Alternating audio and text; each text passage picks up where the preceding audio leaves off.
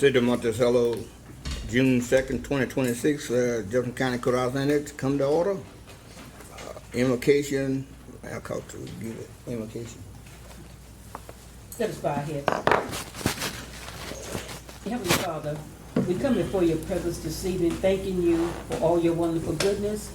We praise your holy name. Lord, we give you all the honor and the glory. We ask your presence be with us in this meeting. Lord, we pray for a mind in unity that we may perform the business that you presented for us to do. Have your way, O Father. Let everything be done in decent and in order and according to your will. This we ask in Jesus' name. Amen. Amen. Pledge of allegiance. I pledge allegiance to the flag of the United States of America and to the republic for which it stands, one nation under God, indivisible, with liberty and justice for all. Okay. Consent item 4, consent agenda approval of minutes, May 5th, 2026. So moved. All right. Moving second. All in favor? Aye. Ayes. Item 5, old business, resolution number 2026-02, nuisance abatement hearing, Osceola Lane. Gonna speak to that. And as a reminder to everyone, this is the council is sitting in a quasi-judicial function. The city is ostensibly the prosecuting party in this case, with the homeowner or his representative being the respondent. Good evening. You guys have the code enforcement packet that was originally given to you 2 months ago. In regards to the nuisance at 210 Osceola Lane, property owner, Mr. D.W. Von Kleckner. The city attorney had reviewed my report and declared the property a nuisance based on our city code and ordinances. That was reviewed. Mr. Paul Kleckner, the brother, stepped up to address the issues and has been addressing them for the past 2 months. They were given originally 30 days to address the issues. The last meeting, council granted them a continuance of another 30 days to address the issues. You also have, at the end of this packet, photos that I took yesterday of 210 Osceola Lane. Mr. Kleckner, Paul Kleckner being the brother, and Dale Kleckner, the property owner, have put up a privacy fence along 2 sides of the house. They've also redone some of the landscaping, put down pine straw and things of that nature, and cleaned up all the garbage that was in the area. It is the city or code enforcement's view that this nuisance has been adjusted and the property is now in compliance. Okay. So I would move to dismiss the code enforcement complaint. All right. Do we have any? Yes. When it's my turn. Oh, when it's your turn? Yes. We got the floor, and then we'll close. I don't think this mic's working. Can I approach with the photograph? Mayor, can I approach with the Sure. photograph? Sure. This was taken this morning at 11:30. Where it's appreciated that the trash was covered up with about 1.5 pound straw. This is a severe fire hazard. And not only is it on the property's owner property, which is not here tonight, I don't know if I'm able to speak or we're able to speak without the legal property owner. I know the city required me and Ms. Hagan to sign several forms before I could speak on her behalf as a taxpayer and as a friend. But we'll move forward, being that the city has opened it up with Mr. Atkinson. As you can see, I don't see where anything's been done with the house. Now, a lot of pine straw looks very nice. But what pine straw is going to do, not only is it a fire hazard, within a month it's going to turn gray. It's going to kill all the grass underneath. We're going to have major erosion on Osceola Lane, which is a city street. Even though Kurt and Quinn argued that point, it is now being subsided. We've turned over the certified surveys of all the properties. And in fact, Mr. Kleckner had his property surveyed, and his stobs are just like ours. We own nothing to do with the curve or Osceola Lane. We did put the storm drains in. We have contacted Jim Yeager. He's glad to sign a quick claim deed to the city, whatever the city wants. It is city property. It was provided with a SHIP program for first-time home buyers when it was originally developed, and I called the state, and the state said absolutely no way would they allow that to be built, and owners consider that a driveway. It's not gonna happen. So with that said, Mr. Kleckner then went out, I sent y'all pictures on the city property from his fence all the way to Jackson Street is a pretty wide area. Now, Mr. Paul Kleckner has cleaned it up. Some of the debris left under the 2-foot of pine straw. I spoke today in a meeting at 1 o'clock with Mr. Wingate and Mr. Atkinson, and I'm turned that over to them. They're going to work with that as far as the city property and the city right of way. The other concern I have, and I sent you pictures, down Osceola Lane in front of Mr. Kleckner's house, there are several young crepe myrtle trees growing right on the edge of the concrete roadway. This is concrete, it's not asphalt, so it's going to crack easier. Now, Jackie at the brick house and the cow house, Ashley, they had trees removed, full-grown mature trees, without hesitation because of future damage. I've asked for these crepe myrtles, which is on city right-of-way, to have it moved. Mr. Kleckner and I spoke yesterday, and I talked about the debris. I'm being neighborly. And he told me, basically, call the city and let them bring their backhoe in here. Now, I shared with him, every time that backhoe comes in, that costs taxpayer money. This will last. The dams have been removed from the ditch partially. Mr. Kleckner loves to build dams and block that water. Anytime that ditch is full, and when the pine straw finishes killing the city grass, that's probably a 10-foot section, we're not gonna have a ditch. First storm, well, we've had a few sprinkles. That road's already eroding again. 5 years, this council, with the exception of Mr. Bachman, has approved Jackson Street as priority to be paved. 5 years straight, still not paved. You have $70,000 approximately in local gas tax. The county commissioners worked with it. Ron Russo met with Kurt. They have more than that in their local gas tax. Kurt, last meeting I had with him 4 weeks ago, he said he was getting bids and quotes. They only can do one lane from Osceola to Cherokee. We said we're well with that. Just get us some pavement before the next tropical storm comes. I have purchased another new truck because of that road. And I can't even buy a car because I'm concerned about that. So we have a city issue, but we also have the nuisance issue. I'm going to disagree with Mr. Atkins at this point in time. If he feels that nuisance has been cleaned up, I think you can form your own opinion by looking at that photograph. Does it look like it's been cleaned up? With the addition now of nice, beautiful pine straw about that thick. Now, Dale is known, Mr. Clinton, excuse me, is known to start fires. He's burned his backyard, he's burned the side of his home. My neighbor talked to me a while ago and said, we got a fire hazard. If he goes out there and burns, he catches that 1.5 foot of pine straw on fire, his house is probably going up, and probably the neighbor's house is going up. So again, I appreciate the brother. I don't, and I'm not going to say it's up to you to make sure he is a legal representative. I don't think he is. The legal owner has not been at any of these meetings to discuss his concern. Is Mr. Kleckner capable of coming to a meeting? Absolutely. I've lived in the neighborhood 9 years with him. Absolutely. So he refuses to come. So unless y'all have a signed document before you, like I was told to sign for Hagen Funeral Service, I'm not sure if you can actually go forward but except keep declaring it a nuisance at this point in time because the legal owner has not appeared before you. Can I answer any questions?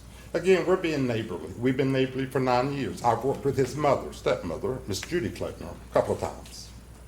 And I understand. I'm sympathetic. But it is depreciating our value. Angela Gray was working on some issues. I told her to hold off because of the property tax situation. It may be a mute issue now. But I did sell one house in there, and as I shared with Paul Kleckner yesterday, I lost the first 8 sales on 211 Osceola because of the next door neighbor. I'm trying to sell, let me rephrase. I'm prepared to sell my house, but I'm holding off until we get this cleaned up and a little bit of pavement on that eroded road. Again, I appreciate you, and Mr. Wingate, I appreciate you today. And hopefully we can get, within the week with Mr. Russo, we can get some activity going and get the pine straw off the city right away, get the crepe myrtles cut down before they damage Osceola Lane, because I will be calling for that road to be repaired when them trees start cracking. And it's fortunate because they're only this high right now. But crepe myrtles have a big root system. If no questions of me, I'll be glad to sit down at this point. Thank you. Okay. So that's the close of the, got another, oh, okay, come on up. Good evening. Good evening. Trifecta here, the third time for me. Paul Kleckner, just here to talk about my brother's place.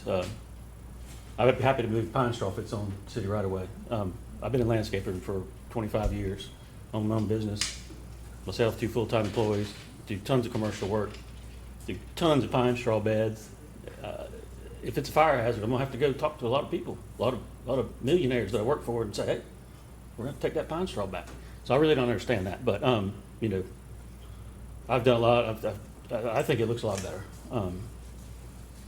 Mr. Atkinson met my brother, so if I need to get something signed to say I'm a representative, yeah, but he's not gonna come in here. You know, y'all are familiar with, I think, you know, his mental state and stuff. So, and he gets a little aggravated with the neighbor sometimes, and you know, for obvious reasons, I guess. But I'm not sure where to go from here. But I appreciate your time. I've been working hard on it. Mr. Kleckner, is there any movement to repair the roof or remove that tarp? or Yeah. anything? I talked to Quinn. He said there's some availability of some grants, I believe, and we're going to check into that. $10,000 grant, I think he spoke of. You know, I believe I'm correct. Is that correct, Quinn? Yeah, there are grants you can apply for. Right, I wanna- And as we spoke, I don't know if they specifically address the issues your brother has with the roof, because I don't know the extent. Right. of the issues with Well, the roof. yeah, I don't either. I mean, really, so I'm not a roofer, but yeah, I mean, that's definitely my goal. It's like slow moving with him, you know. I think we've made leaps and bounds so far, really, as far as, you know, he's just funny about stuff. He didn't used to be like this, huh? Yeah. I try to work with him. Thank you. Thanks, sir. Yes, sir. Anyone else? Well, this closed the public hearing, and the council action, the recommendation of the planner. What's the pleasure of the council?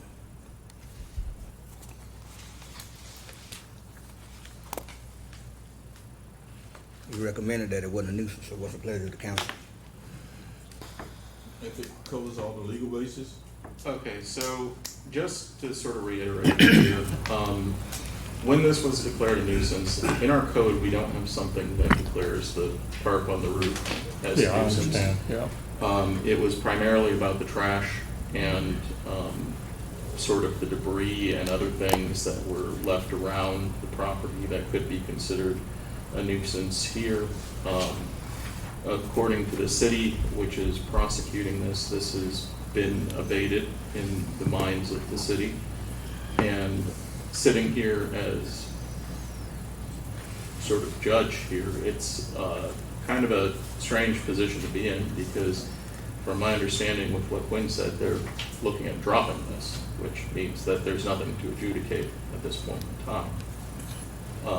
If the city wants to accept that adjudication, that would be something that you can do here, and close the file on it essentially, and that would be it. I don't know if there's any other thoughts as to what the city might want to do here. It is in front of the city, and you all don't have to accept it as being abated if you find other issues, of course. Thank you. Yeah, so my concern is, you know, if code's, you know, in compliance, then, you know, that's where we are. But I remain concerned that the level that we're seeing now be maintained? And are we gonna be back here in 6 months dealing with a deteriorating issue again? So I don't know if there's a way for this council to solve that, but that's my concern. And although I know that, a tarp on a roof is, there's no code of, we have hurricanes and people have tarps on roofs for indefinite periods of time. But, that's definitely a factor that is affecting the value of other properties, so. So I don't know, is there a plan to continue maintenance and to continue to manage the Yes, sir. situation? Yeah, I go there every day. I mean, I live in Monticello. I live 4 miles from here. I go there every day, before work, after work, at some point in time. I mean, I'd be happy to give everybody my phone number and you can call me. I mean, I'm very available. Been a resident, this was my band room right here in this building. Graduate of Jefferson County High School, 1990, so. Yes, sir, in answer to your question, I'm gonna be very diligent about, I don't like it looking like it looks, so I'm just gonna, try to find some funding and I don't know, apply for the grants and save my own money and, ask my mom for some money, just family. And we're gonna try to make this thing work. Like I said, I don't think it looks normal. I would, it's just suggestions take a while with him. So, I appreciate your patience. Thank you. Thank you, sir. All right, so we'll bring this public hearing to a close and the action, what the council action, what's the pleasure of the council? And you heard the recommendation from the planner. I have a motion that, basically, we have to go with the law, and I think we kind of stretching it when we're trying to tell people about cost. If the law says he's in compliance, he's in compliance. And I wasn't trying to, I was asking for Yeah, I'm just information saying, but purposes. that's, Yeah. I understand that, yeah. Accept the recommendation. So that's a motion, been moved, what, a second? Second. Been moved in second, all in favor? Aye. All right. I have. Item 6 is new business. City manager, speak to that. We've got a letter of resignation from Mr. Mackiewicz that was effective May 26th, so that's Yeah, we have no action we can. Right, it's over with. no longer working here. Okay. No action, resignation accepted. Item 7, public comment. Hold on. What? Yeah, Those are 3 separate items. Well, man, help me out now. I've been up since 3:30 this morning. Oh, how? The main one, okay. All right, I'm ready to go. Hiring of Steve Wingate, consultant in LA as an interim city manager. That's the big one. Okay. What's the pleasure of the council? So moved. Open for public comment, please. If we could open it for public comment. We're open for public comment then.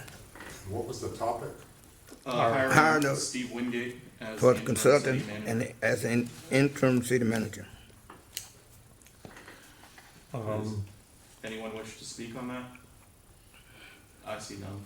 No, he's here for the past 2 years. I'll make a motion that we hire Steve Wingate of Wingate Consulting as interim city manager effective June 1.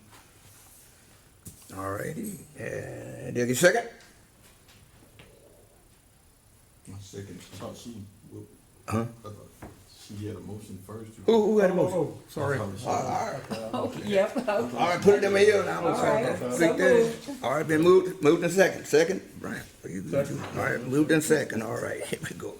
Any further discussion? Let's look the effective date on that, Yeah, 1 June. 1 June, okay. Is that, okay. All right. So, with the addition of 1 June, the effective date, so Been moved in second, all in favor? Ayes have it, all right. Florida Association of City and County Managers, Mark Ryan. Good evening, Good evening. Hey, Mayor, City Council members. For the benefit of the audience, I'm Mark Ryan. I'm a retired city manager. I served in Brevard County, the Florida Space Coast, for over 40 years, managing 3 different cities in Brevard County, and have since retired here to the Panhandle, living in Leon County. Mr. Wingate has invited me this evening to discuss the potential of being asked to assist the city in the recruitment of a new city manager. As a refresher and for the benefit of the audience, senior advisors are retired city managers, city and county managers. We have lengthy experience in public administration. We don't charge a fee to serve or assist the city. All we ask for is reimbursement for expenses, which in my part would be mileage from my home to here, which is 35 miles, I believe. We did this process about 1.5 years ago. I thought it went well, the process, and I believe we could certainly expedite the process for the new recruitment, depending on what changes you want to make to the job profile and salary range. But I don't know that there's any interest in doing that. But I would come back at the July 7th meeting, I believe, with the job profile and the advertisement for you to approve to get on the streets and recruit. So at this point, it'd be appropriate to determine whether you want me to assist in this process. Again, I'm not a consultant, I'm an advisor, and I'm here to assist you in your community. we don't have to have a motion to let him continue, do we? Unless if you are directing him to move forward with the recruitment process, then yes, we would need a motion to approve that. If it's just, I don't know, more information or. Well, yeah, like I said, probably about 1.5 years ago, we had him with that process. Yeah. I'm gonna recommend that we move forward. I've looked at the prior job advertisement, the salary range. I don't know that there's any need to revise any of those factors. So the sooner we could get that published and start collecting applicants, the better off we're gonna be, in my opinion. So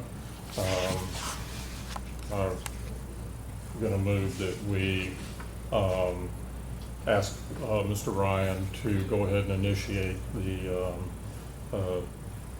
recruitment process for our new city manager. Okay, second. All right, it's been moved in second. Any further discussion? All in favor? Aye. Okay. Thank you, sir. Mr. Ryan for being here tonight. Yeah, thank you. Absolutely. Thank you. Thank you. Thank you, sir. Thank you.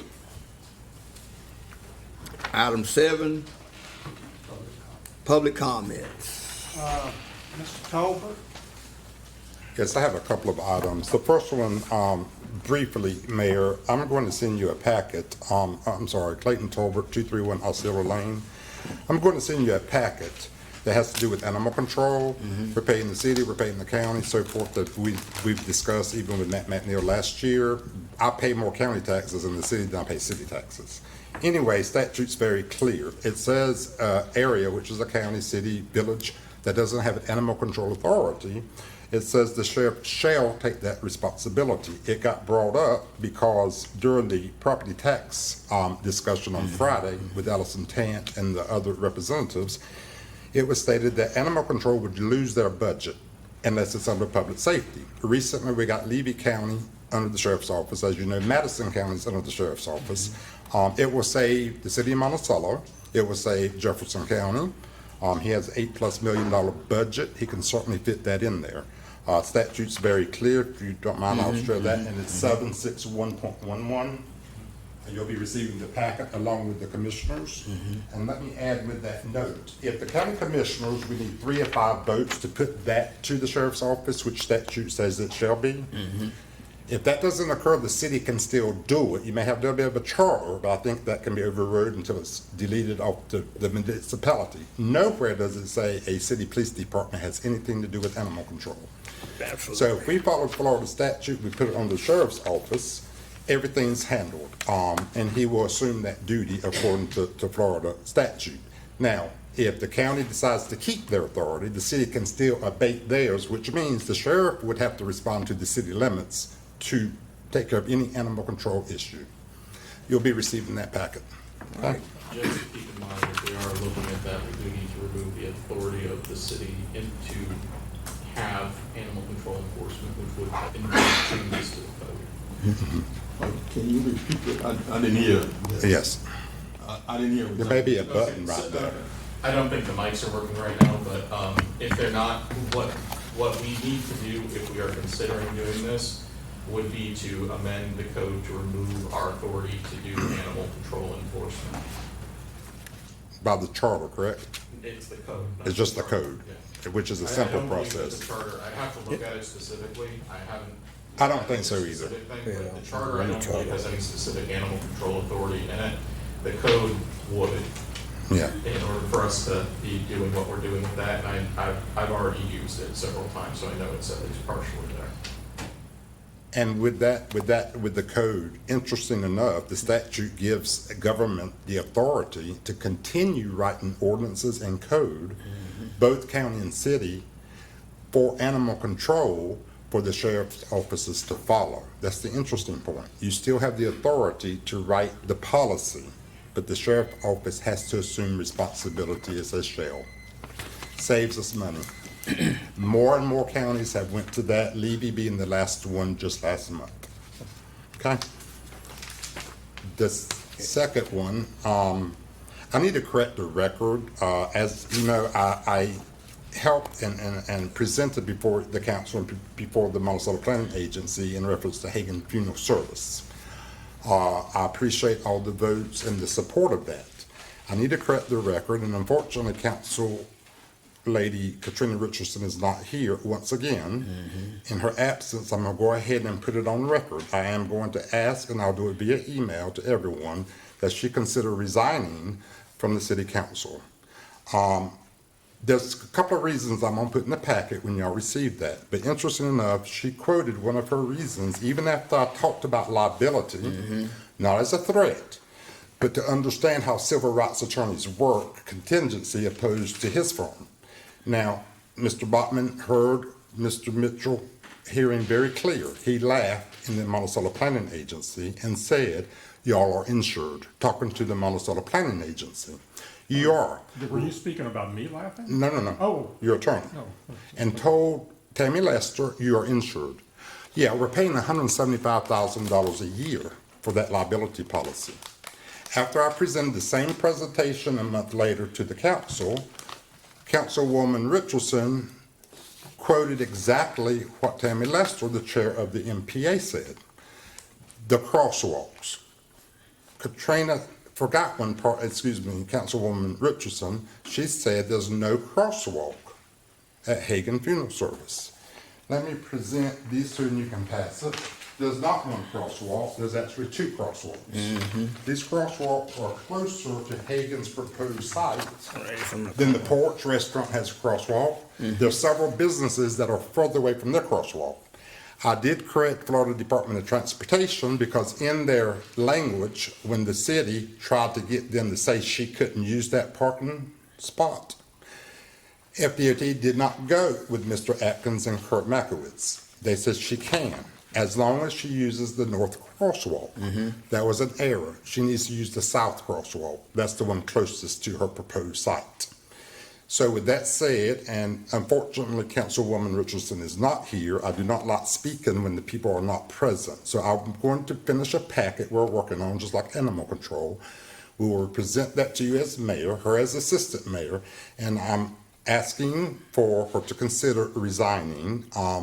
For this purpose, she denied another business on something she was unaware of what she was speaking of. The second thing she denied it for is she said the county may sell that parking lot. And If I did the research correctly, there's a 500-year marker on that parking lot that cannot be sold, just like the courthouse. So we have a city councilwoman with a self-appointed title of assistant mayor that has denied a business owner for 2 reasons that's not appropriate. The third issue is there was language, or she said something about business owners shouldn't park in front of their businesses. She had said that twice in one ordinance. However, the business Lucky Pearl, she wanted a parking place for that owner directly in front of her business, not only the parking spot, but she wanted her name on a sign where that parking 7 a.m. and 7 p.m. sign is. She wanted that replaced and the name of the business owner put on that sign. Hear me well, nothing against Lucky Pearl. We bless Lucky Pearl, great business. But we cannot have a councilwoman or a councilman on the City of Monticello Council telling several businesses, I want an ordinance where you can't park in front of your business and I want parking meters, but yet we have a special interest in the middle that she wants a designated parking lot, or space, I should say, okay? So I will get that packet as well to you, okay? The third issue is liability of the city. I've always said a good risk management consultant would work better with your attorney. I always will, and I told the county the same thing. Tonight, Mr. Kleckner stood before you and said that Mr. Quinn here, Atkins, the city planner code enforcement, shared with him some issues to include grant money available, if I understood correctly, so forth. I and Evelyn Hagan sat in front of the same city planner, and I'm going to ask him to consider resigning from his position with the city of Monticello. We sat in front of him. I had 3 other businesses that had sat in front of him.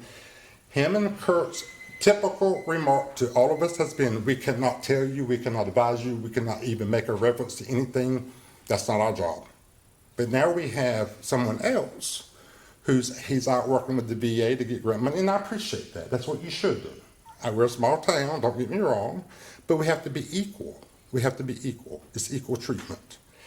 And nothing against Attorney Mitchell Hearing. I do not know him personally. But he does not need to laugh again, because let me tell you, his firm is unlike any other firm. They love that chaos. Just like when you have a city employee last year that won a settlement. Your insurance is probably capped. Do you know what the cap is? 50,000 or 100,000? Off the top of my head, no, I do not know what the count is, but I will say this, we did not litigate that case. Okay, but it costed. So 50,000 to 100, the county's 100,000 cap. But if you divide $175,000 premium months, 12 months, I can't even add right now. That's a lot of money. In 3 months, once that money's gone, just like the county's doing now with the property appraisal, they're having to come back because they're in a losing battle with another business. They keep coming back asking for more taxpayer money for legal. We're going to get all them legal costs, and I'm going to get all the legal costs on these employees and everyone else. So when someone stands before you, we're not threatening you. We're risk managers, human rights consultants. What we're saying is, listen, if you disapprove this for this reason, you're casting liability on the city. Ms. Richardson sat right there and disapproved an issue that was legal 2 years ago to be approved. Once we showed them it's not a conservation area, the flume map, remember that? The flume map? Well, last LPA meeting, Tammy Lester, the chair again, they sat right there, McPherson Construction wanted to build 6 houses on lots in Crooked Creek. Todd McGee, a committee member, questioned lot number 5, which borders a wetlands area, okay? I specifically looked at Mr. Atkinson and I said, did you check the flume map? His response was something to the effect, and I have it recorded, that he didn't, deer in headlights, but he checked the property appraiser site, but that's not accurate. Well, they told Ms. Hagan, oh, that's accurate, when we found out it wasn't. You see the difference I'm saying? So now they approved 6 lots bordering a wetland in Crooked Creek, and our city planner, code enforcement, openly admitted he did not even look at the city's flume map. So when they ask me, they don't understand what I'm saying. I couldn't rephrase it. Lastly, I have a meeting scheduled with Ron Russo, who couldn't answer a simple question. I sent all of you an email. My research shows city, we pay county taxes, as each one of you know, more county than city. My research showed we paid the county including the sheriff's office for animal control, 1.2 million, or excuse me, 1.1 to 1.2 million dollars. I asked Ron Russo and Shannon Meddy to confirm that. Now they've scheduled a meeting. They got the clerk of court coming, they got the property appraiser coming, and the tax collector coming. They didn't understand that question. So today I asked them again, all you have to say, did we pay you 1.1 to 1.2 million dollars in taxes? Counting the assessments. Well, they still don't understand what I'm asking. So what I've asked them to do is from this point forward, separate that into a separate revenue line item because they've included it in what they call intergovernmental revenue. Right now, it's my contention that the city residents that we're paying for fire department, a volunteer $85,000, even though we pay for the county fire department out of our taxes. My contention is right now, we don't need to, and I've shared this with the county commissioners, we don't need to give them a penny for animal control or for no other reason. I'm paying the city of Monticello $165 a year in taxes. I'm paying the county over $900. And you are too. You're city residents, right? We're all doing it. So right now, I think we need to back up and count on nickel, dime, quarters, and dollars. As I've said before, something's not right. And so Thursday, when I find out exactly what we paid, I will email each of you so you have an understanding. Or if you want to join the meeting, you're welcome to. And I'm going in person because I don't do Zoom meetings. So with that said, it's not that I'm minding the city council's business. Trust me, I'm not. I enjoyed being retired. I started back being a government watchdog yesterday full time. I'm going to look at everything. We're going to get emergency management away from the sheriff who has no business controlling it and putting it back with the director who we pay a salary to answer to the board and the county manager. He needs animal control. We need to use the resources we have, especially now. There's still a government consolidation. They said there's no law, we have to have 67 counties. They're wanting to put Jefferson under Leon County's Board of Commissioners, you know that. 2003, they already put us as Greater Metropolitan Area of Tallahassee for the same reason. Leon is controlling Gadsden, Wakulla, and Jefferson. That's what they want. Believe it or not, it's in the legislature, they want Madison all the way under Duval County. So we need to we like our council. We like our Board of County Commissioners. We like our independence. But we have really got to buckle down. We elect y'all to be innovators. We have got to buckle it down. Let's put the resource and let the people. Here's what we're saying and what I'm saying, including Sheriff Matt McNeil. We are allowing taxpayer-paid employees and elected officials to pick which duties they want to do, even though the law says you'll do this too, and then we shove that to someone else, which ends up duplication of money, and your taxes go up. My neighbor's tax, veteran preference, small house went up to $2,600 this year. I'm not even gonna say what mine is, but I'll tell you this. I pay more on that house, 2-bedroom cottage, 900 square feet, than I do a stucco home in Citrus County with a barrel tile roof in a gated community. I pay more here. So with that said, I appreciate the time y'all allowed me. I will try to get the information to you with animal control packet, with the 2 resignations I've asked for, and for your information, I did ask Tammy Lester to also consider resigning from the Monticello Planning Agency until she gains experience. I think her problem was she's having a difficult time interpreting, because I think my presentation before the MPA was much better than before you, because I was very ill that night. I go through little illness spats. So I think we ironed it out. And she should have been approved 2 years ago. And let me say this, and this is not a threat. I think we're going to have to set the example. And I think there's going to be the thought of litigation coming for the past 2 years. And with that liability statement, Gladys Rowan Watson said, feel glad to speak for her. Quinn Atkinson and Kurt Mackiewicz made her business owner. She went to replace a simple single-wide mobile home in the city limits. She provides low-income housing. Mm-hmm. She has mobile homes throughout the city. She simply went to replace a mobile home, same size. She was told she had to have a survey. They sent her, or someone recommended Delta. They charged her $2,000 for a survey. When I questioned Quinn Atkinson and Kurt Mackiewicz, they said they wanted that because If she ever goes to sell it, there may be a dispute. I said, hold on a minute. That's between the buyer and the seller. It's not the city limits. So what I'm going to ask tonight, Mayor, is Miss Gladys Rowan be reimbursed from the city of Monticello that expense of $2,000+ she was made to do a survey that wasn't necessary. Now, if the city wanted it, they can pay for it. And if the city rejects that, whoever's responsible for making that decision, I'm requesting they write her a personal check back for reimbursement. We have got to stop this. Is it a case of lack of knowledge and lack of experience? We can go with that. Absolutely. But you have to pay for them errors. You see what I'm saying? That's the third business owner. So again, I'm going to send you the packet on animal control.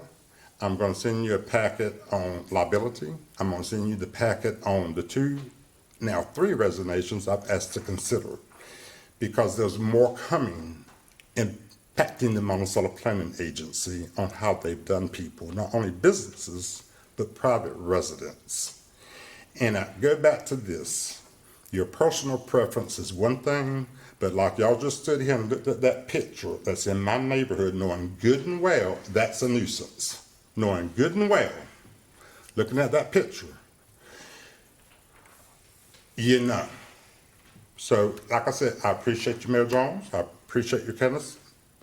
Councilwoman Cox, Mr. Evans, Mr. Bachman, I appreciate the time y'all have allowed me. Thank you.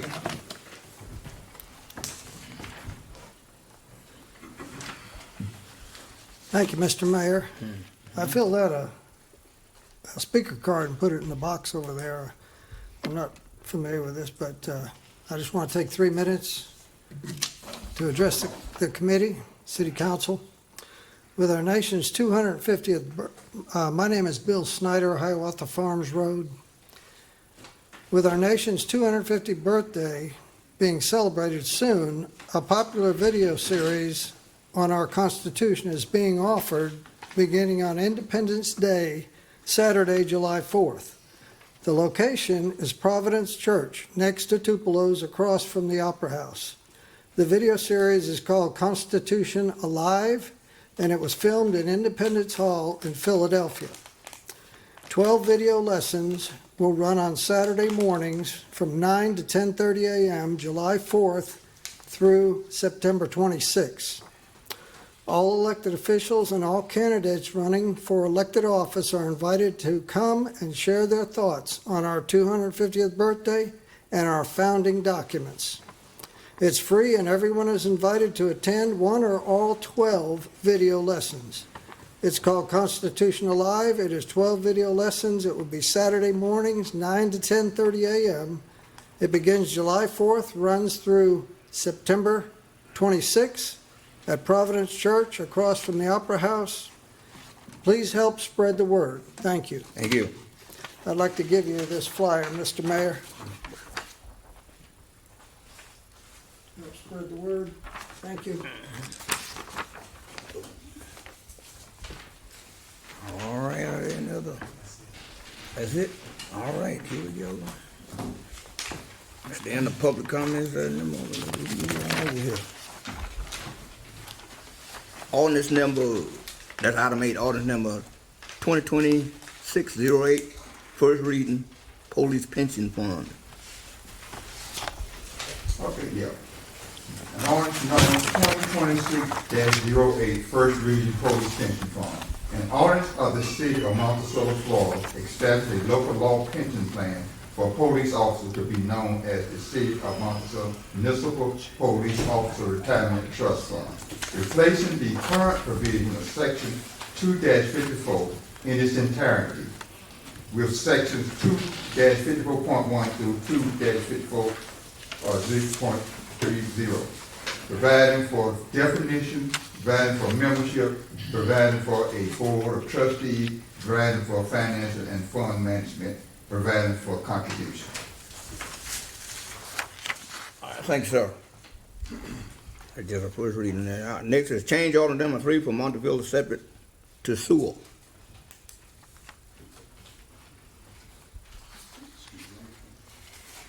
Good evening, Mr. Evening. Mayor, Council. It's Right. great to see you all again. Felicia Pell, Kinley Horn.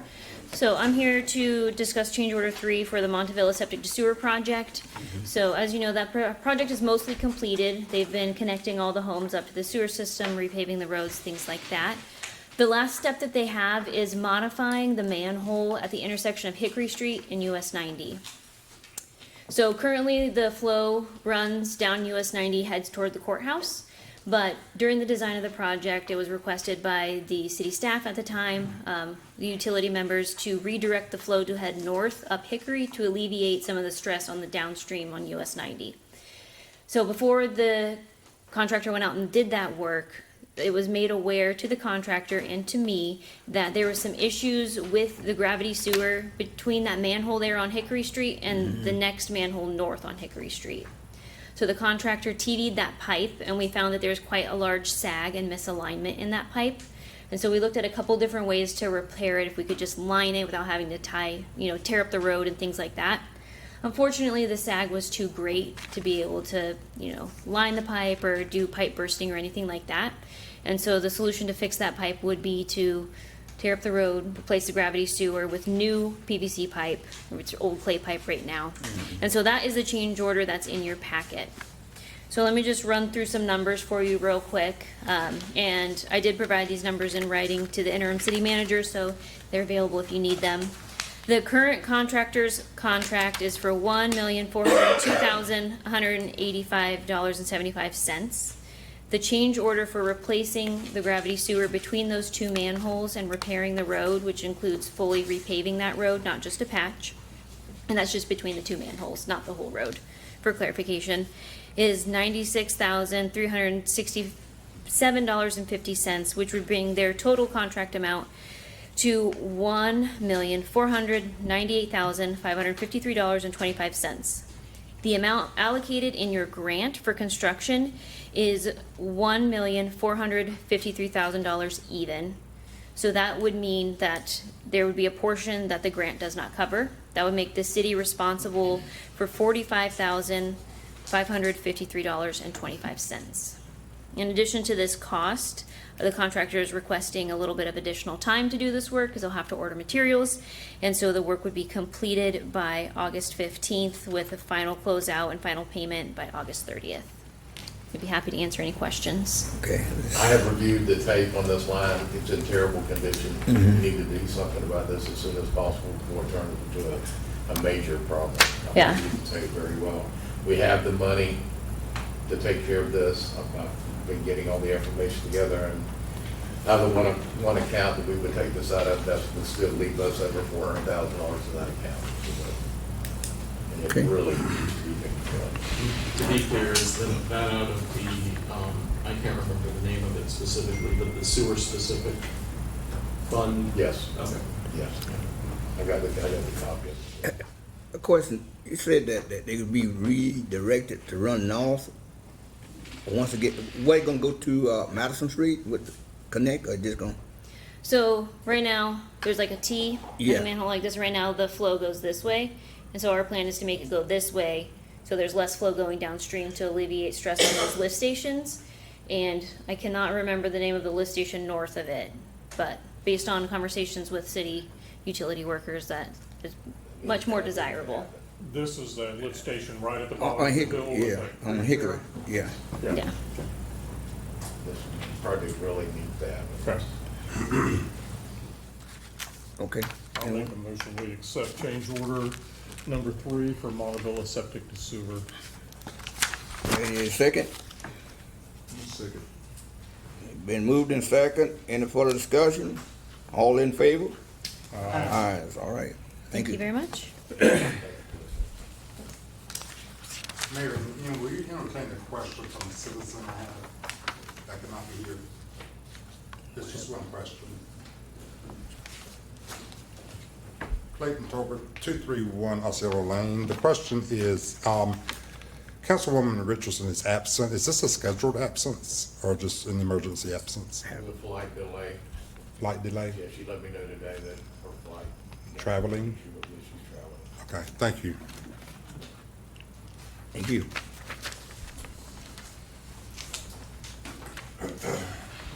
Okay, sorted to advertise for 2 vacant positions in the city clerk's office. Is that Mr. Brooks? Yes. We have, you see I gave that one little spreadsheet here. We have 2 vacant positions in the clerk's office that we have not filled or what did not budget for, but we think we have the money for them. If you look at 2, the position in, if they went a whole fiscal year, it'll cost us around $108,000. Okay. For this fiscal year, my thing is that we only need to use about, by the time we get to advertise, we probably won't have a 1 position filled. We probably only need to use $13,500. I would just come to the council to get, since it was not budgeted, to, I think we have money to have it done, to hire a position, or come to the council to get authorization to start, at least start hiring 1 position. What are the, I'm sorry. Go ahead. No, what exactly are these positions? What are their duties? Oh, one is gonna be a utility clerk. Our utility clerk is to assist the utility clerk. We're just overwhelmed with paperwork. Customer service is not the greatest in the world because we can't get back to people and stuff. So it'll be one, and another thing too, what we have here, we don't have cross-training in our office. So we're subject to, if the utility clerk is out, says the utility clerk is out for a half hour a day, so the other utility clerk, which is working on accounts payable, which we're working on accounts payable, she has to come on substitute for the utility clerk. We just need some backup. Plus, our internal control is bad too, because we got 1 clerk doing both cutting checks and signing checks. So we got to get our internal controls in place. And these really, our positions that were there. These are positions that was there. We just did not fill them, and then did not fill them.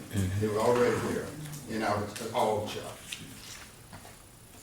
Oh, we definitely need cross. And we need cross-training, because we're totally dependent on maybe 1 person knowing everything. If that person leaves, then you're in a jam. Absolutely. Okay. In terms of, where are you guys in terms, and I know this is like brand new, but in terms of putting next year's budget together? We're halfway through. Mr. Wingate have met with me, and we're in the process of trying to put that together. And we're basically halfway through it. And so we hope nothing changes. Our general revenue is looking much better than we projected for this year. So financially, we're in decent shape. We don't want to overspend, but we're in decent shape. I'll be meeting with 2 of my department heads next week to go over the numbers that our clerk has provided so far, and we'll get some more stuff done on our. Yeah, and we've met with the police department, and we've been meeting about this budget.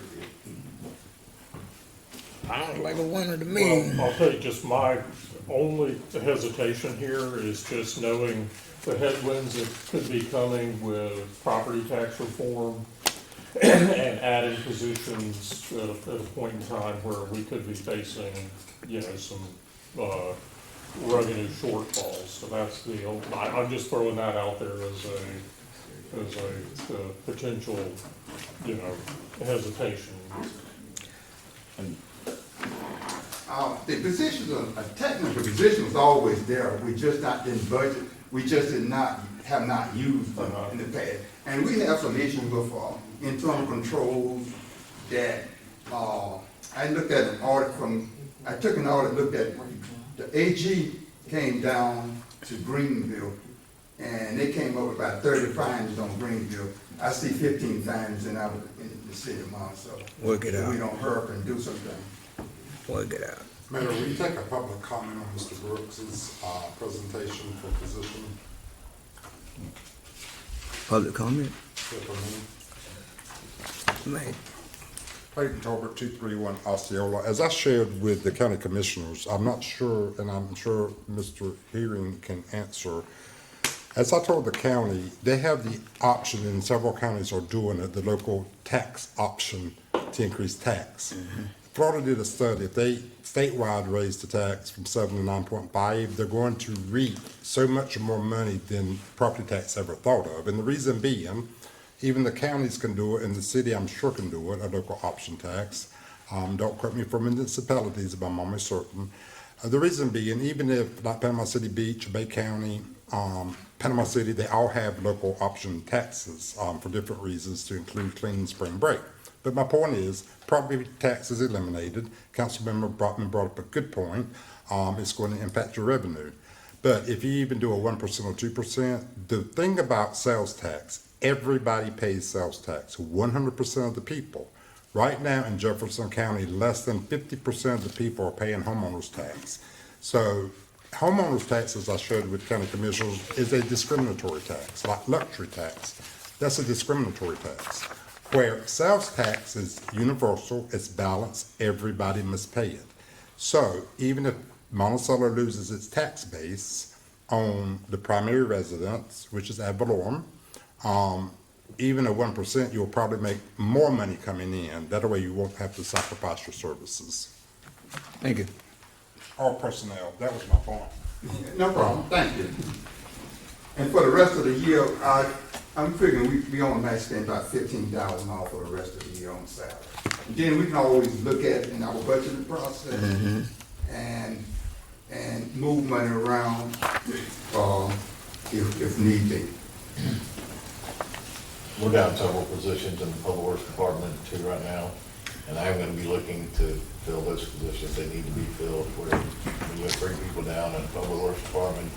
That's big with a department not small as ours, but I'll be looking at that. I'll be meeting with our clerk, more budget stuff coming up. And once again, I'm very concerned about some things too, so we'll be looking at all the different options we need to do. And I'm sure we're gonna, like I said, we got to review all of the positions, but, I mean, if we just even look at the organizational chart, the city hall is run by 2 people, and that won't be beneficial for anybody that comes in. And so we do need extra positions to do cross-training in case we have another incident. I mean, And I'm sorry to interrupt. so I mean, there is a need, and we just have to make cuts in the future where we have to make cuts. But this is a great need in order to put us in a better position for any unforeseen actions.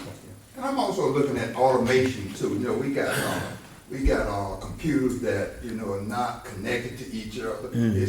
It's no reason I need to go into and ask the clerk to run me a budget or run me what's the salary been for the month of January. I should be able to do that to my desk. We need to update and automate our computer system. I'm looking at that right now. All right. I'll give the information to you that I'm looking at. And to be fair, I completely agree to have complete audit compliance. So next year's audit, we don't have any sort of control issues. I think there's value in that for sure. Yeah, and while we're there, I know this is not my report too. Just want to let you know we need to. That's another. We are having issues. Our audit report is due June the 30th, and I'm doing everything I can trying to get the contract and everything in. We may not make it June the 30th, and that's not going to be good. You know, a month late might be bad because the last audit we were a year and a half, and so that's something. And now we kind of need to look at our contractors too. Okay. Chief, were you up? Staff?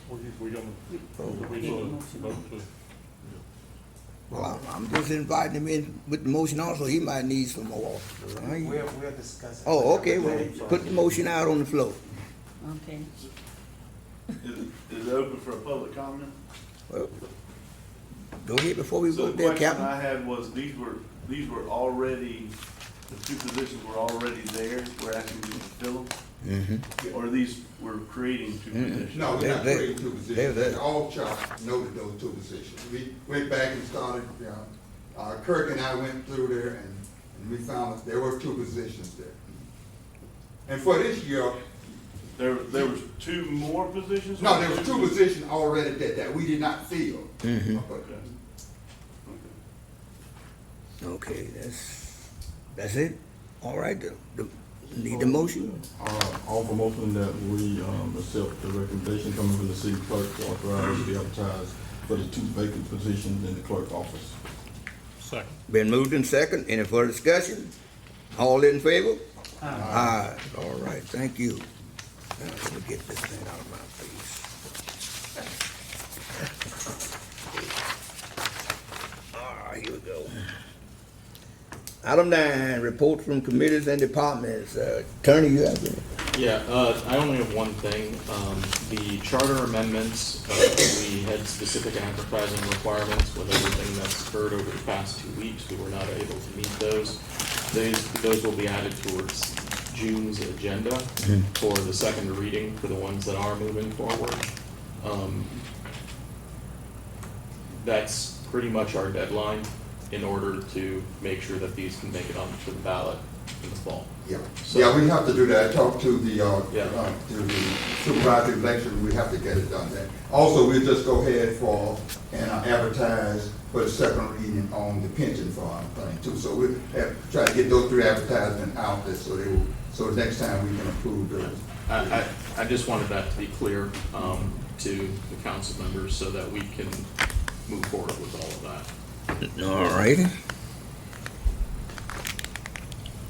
Chief?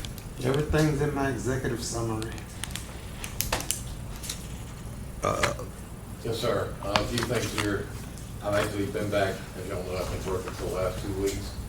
I've made contact with their engineers. I've been working with them to try to keep the grants that we have been working on flowing. I'll be coming next month with some advertisements that we need to do for the project, the large sewer project, and there was some RFQ and RFP proposals that should have been at this meeting. Unfortunately, they weren't able to make it. I'll have those available for the next meeting. Had a grant meeting the other day also. We have a bi-weekly meeting that we are seeing in on that. I need to get our clerk involved in that next one that's coming up. I'll touch base with him. It's just a Zoom meeting. Okay. We just, and then the last one lasted about 10 minutes. It's just a requirement of the grant, so I'll get with him on that. We'll sit on that one. I had a good meeting with all the public works staff today, and it was just I'm back. We're gonna keep our public works department flowing, get all of our work reviews done. It went really well. I don't even know if any of y'all been aware, but our SCADA system that we have for our utility system has been down For a while. for a couple months now. And that's scary stuff, because you don't get alarms when stuff's going wrong. I'm happy to say that it looks like today it's up and running. Working with our SCADA people, working with Verizon, who built a program to make this come back up and get back working. I would like to thank Miss Emily Pepperman. She's one of our local people here who is very smart, and she has been working on our behalf of getting this back up and getting it going. And she actually, I think, is willing to figure out today the problem. I think in the morning, after I've been talking to staff, I think we're going to be back online, which is huge for us. Outstanding. Other than that, I would like to thank everybody. I'm coming back, and I always love Monticello. I'd like to thank Quinn. Quinn has been a huge help to me, kind of getting back in, and going over things with me, and getting me up to speed. And once again, it's just good to be back. And if y'all need me for anything at all, just give me a call. I do have one thing that if you can check into. Sure. Some of the right-of-way trimming, at least on the south quadrant, I know Duke is supposed to be doing some of those in preparation for like hurricanes. Can you take a look at some of those? Because I will, and I did notice, I know there's always issues when we want to cut the big oaks down and out in the city, but I have a contact that I'll actually touch base with that tomorrow. And I know they're outside in the county right now, so what I'm hoping is maybe they're working.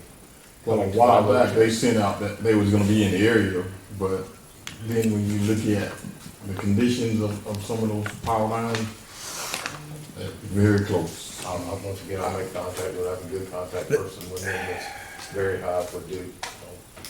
I'll do that tomorrow. Councilman Evans, I believe they hitting just spot and such because they butchered my pecan tree with his limbs. So, I mean, they have. I'll see if I get a schedule and get you all with what the schedule is and that's in that area there. All right. Our grapple truck's down. I know you're probably getting complaints. I've been getting complaints already. We are working on getting it back up going. If we can't get something real soon, we'll look at maybe renting one for a short period of time. Because we can't have it down, especially with all the events we have coming up. So I'll be looking at that. Thank you. All right, thank you, Shirley. All right. Did I get, Mr. Clerk, Mr. Brooks? Well, it's been 90 days, so, Hey, you moving. We in Dukes coming out.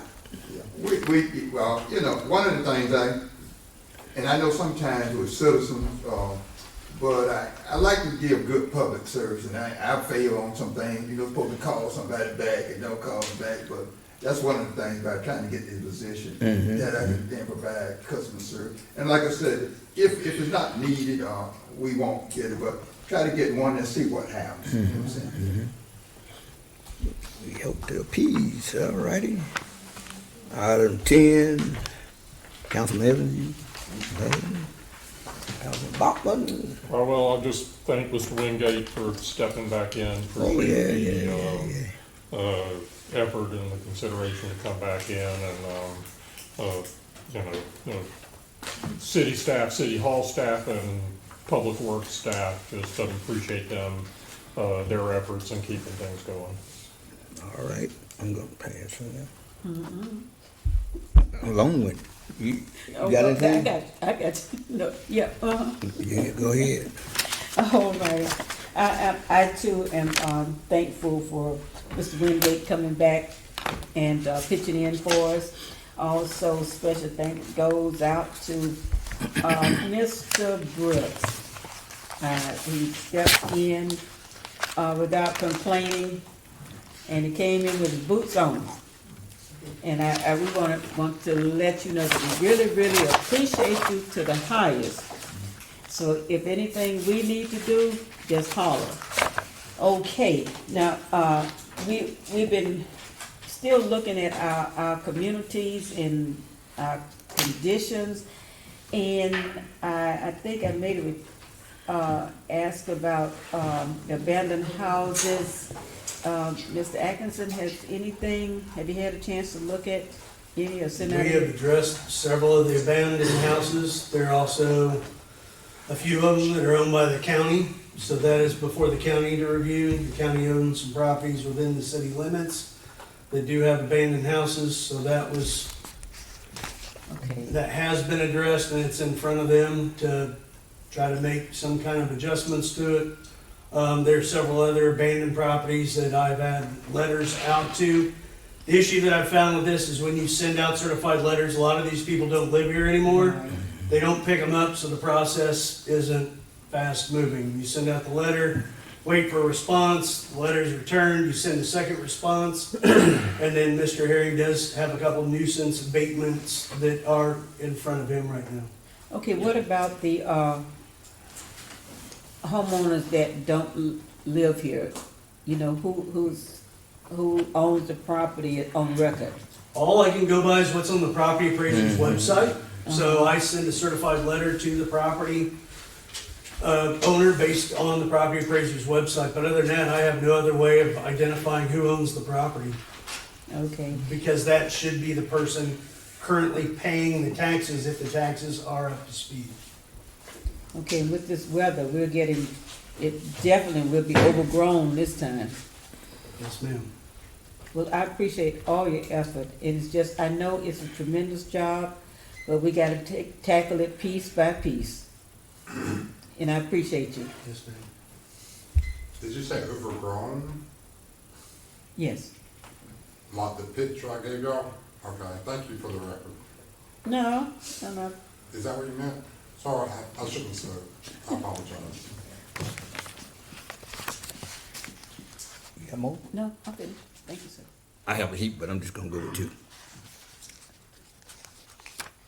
Appreciate, Mr. Wingate, your crew was, cutting back scrubbage with the stop signs where you can see. And I noticed some of the properties that's, hadn't been worked on, they went inside and cut it so you can see, so that's a great job. Just take guys, keep on keeping them good, great, good teamwork, and continue to do your due diligence, and we're gonna make it work. It's gonna work, so we're here to serve the people. And You got a great public works. yeah, crew. you got your crew, so Appreciate every one of them. I told them that today. yeah, they're doing a great job. So I attended a meeting at the Appalachian Regional Planning Council last Thursday, and a lot came out. A lot of it is pertaining to the county, but we can utilize it too. But it's something that they put in every year. In Jefferson County, the economy, they had 134 quarterly establishments. They lost 8. They have $24,516,245 in wages, $1,019 in average weekly wages, $37,008 of average income, $369,651 is the GDPT. And development housing permits, 14. That's included the city too, they gave, but it's a county, they put it on the county. 66% of the land is in conservation. So a lot of it owned by private companies. I mean, we got a very small portion, county and city split. Employment is 5.3, unemployed. 2,783 in the labor force, 43.15% labor force participation, 79 jobs open, 68 change. We roughly have a little better than 15,000 people in the county now, so it's picking up. We have, in the city, we have 8,140. And the poverty rate is 20.8%, and the children in poverty is 19.4%. So that's a report we get annually from one of our counties, one counties out of the 9 counties. I have other counties, and I just read ours. So we on the nudge, we on the move. Poor, what they call it? The county is restricted with. We don't have things like Leon County. I mean, Leon County is the biggest in this area anyway. So most of when we get the dues for the regional planning council, they come from Leon County. Each county supposed to pay $5,000. Some do and some don't. So that to help these other things coming in, like they can do surveys, et cetera, things that the county and the city can use. But I think you guys got that under control. But if you ever need to get anything get a question that the city can get bogged down in, the executive director, I think he was in contact with Kirk, so we can contact him if anything. Okay. And it's nonprofit. I mean, we're engaging, but you don't have to compete against other entities. That's constituted by the state, which they don't give money, they try to get rid of it. So that's how we make the money to do the things for the other 9 counties, is by generating, they pay X amount of dollars so that they can do those things, and then if the cities need whatever they need, they'll do it, but it's not gonna cost you like a contract. All right, that's cutting it short. So, is there anything else for the good of the council before we bang the gavel tonight? Anybody got anything else? I think it's pretty smooth, pretty nice. The next council meeting is scheduled for July 7th. Yeah, July the 7th. Absolutely. And if there's not any other business, adjourn. Thank you very kindly. We appreciate it.